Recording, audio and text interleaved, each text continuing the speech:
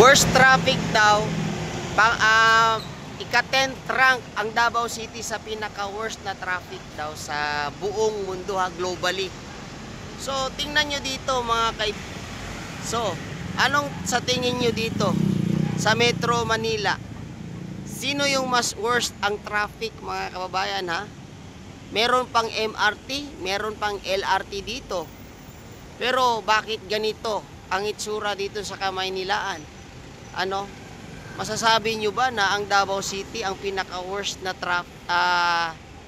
traffic? Pang-10. Tingnan nyo nga. Dito, buong Kamaynilaan, halos lugar dito, kahit saan ka magpunta, traffic, mga kababayan. And then, ang Davao City ay naging 10th worst, pinaka-worst na traffic sa buong globally buong bansa, buong mundo. O tingnan nyo kung ano yung naniniwala kayo dun sa survey.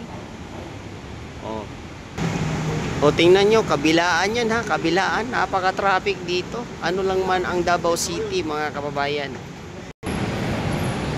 O ayan mga kababayan, partida. Meron pang train dito mga modernong sasakyan May LRT, MRT dito. Pero tingnan nyo, matraffic pa rin ang Metro Manila. Ayan. So naniniwala ba kayo sa survey na naging rank 10 globally ang worst traffic daw ang Davao City? Naku talaga itong survey na ito. Hindi talaga ako believe dito.